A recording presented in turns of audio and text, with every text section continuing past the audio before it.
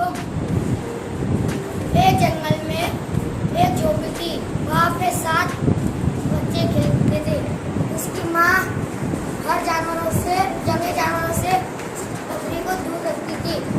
एक दिन माँ खाने की तलाश में जा रही थी। माँ ने सब बच्चों को बुलाया।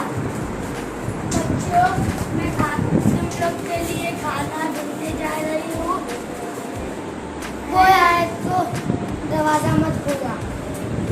मेरी भेड़िया की आवाज गाड़ी है, मेरी आवाज मीठी है।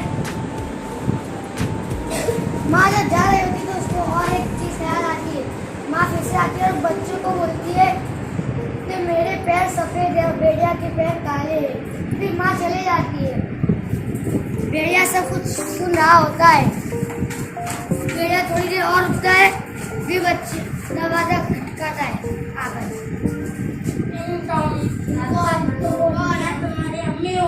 बच्चे लोग भेड़िया की गाड़ी आवाज सुन जाते हैं।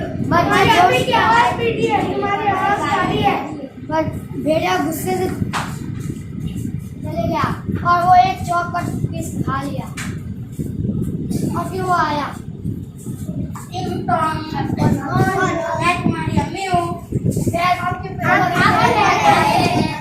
अब भेड़िया फिर से गुस्से में भाग गया।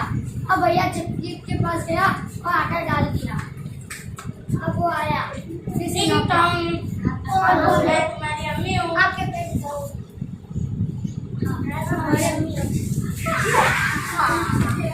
सब बच्चे एक एक करके चिल्लाए। साथी वाले बच्चे को वो नहीं खाया और उसका पेट भर चुका था। उसने खिला लिया, वो चले गया। उसकी माँ दौड़ दौड़ के आती, मेरे बच्चे। फिर वो सामान आगे पीछे देखते तो सब बच्चे नहीं दिख रहे हैं। फिर माँ सब लोगों को एक एक आवाज करके पाती है। सातवां बच्चा गली में से मेरे आऊंगा है। फिर बच्चा बोलता है मेरे आके सब भाइयों को खा गए। फिर लोग दोनों झाड़ के पास गए भेड़िए के पास। माँ ने बच्चे को बोला जाओ सुई और धागा लेके आओ। माँ ने बहुत सारे पत्थर उठाए। लो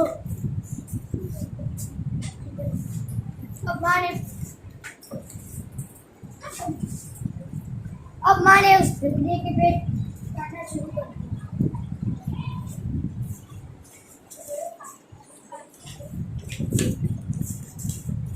अब भेड़िए के पेट काटा माँ ने। सब बच्चे एक एक करके निकल आए। सब बच्चे खुशी खुशी खेलने लगे और माँ ने जल्दी जल्दी पत्थर डालकर सुई धागा से सिल लिया। और सब बच्चे छूट गए। भेड़िया उठा, उसको बहुत प्यास लगी थी। वो थोड़ा आगे जा रहा था, उसके पेट में लगा कि उसने पत्थर खाया हो। अब वो पानी पीने जाता है तो पत्थरों की भारी की वजह से वो अंदर डूब जाता है।